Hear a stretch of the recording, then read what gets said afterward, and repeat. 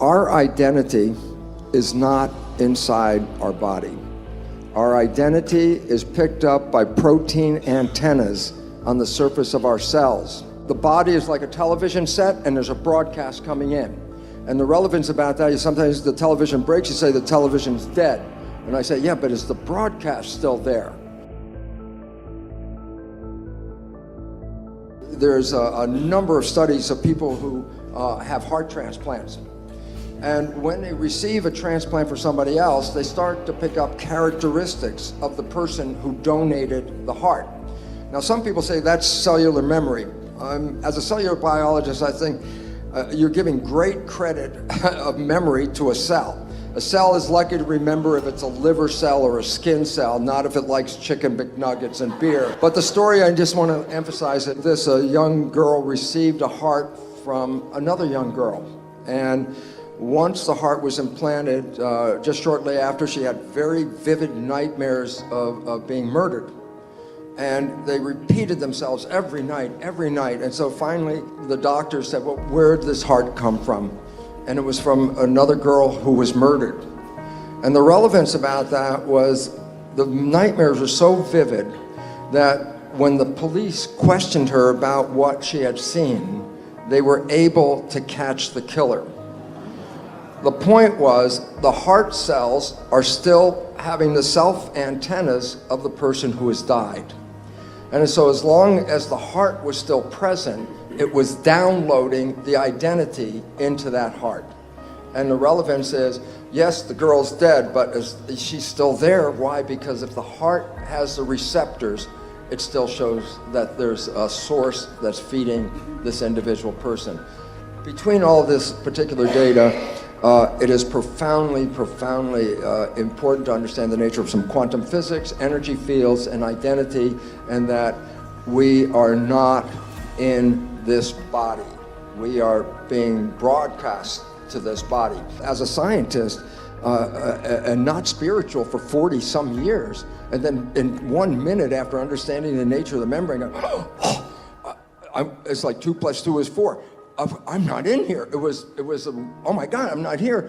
And that concept of being outside, then being immortal, was interesting. But then I wanted to add this part because I thought this was the exciting part about my connection with my spirit and my body.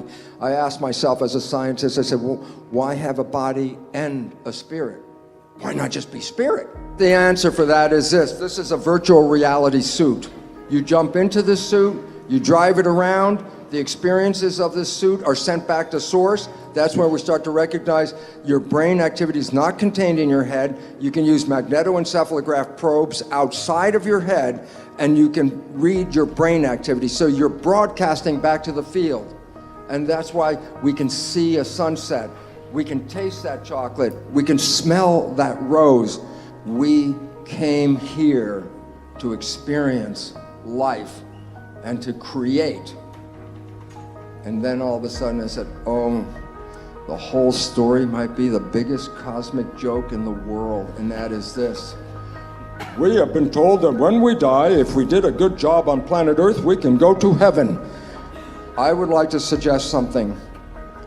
You were born into heaven. This is where you came to create. This is where you came to experience. If you don't like the creation, the significance is we're not living our lives, we're living the lives of programs. And if you don't like the program, the new biology is the one that says you can rewrite it.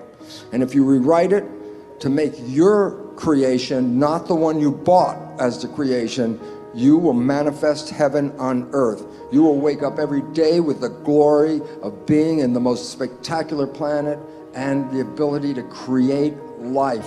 And that's what the joy is all about. What would happen if you stopped playing the program? And the answer is so wonderful because all of you have taken that red pill at some point, and that was when you fell deeply in love with somebody. And I said, what was happening when you fell deeply in love? And I say, for the first time in your life, you stopped thinking because everything you wanted is now right in front of your face.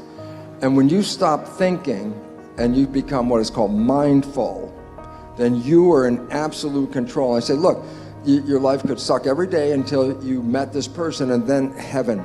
In 24 hours, later, you can experience heaven. And what was the difference? You stopped thinking and started being present. And so it becomes important, if you want to transform, then you stay present and you repeat what you like, and repetition is what will reprogram your subconscious. So as long as you stop the old talk, put in what you want, and repeat what you want, you have an opportunity to rewrite any program in your life.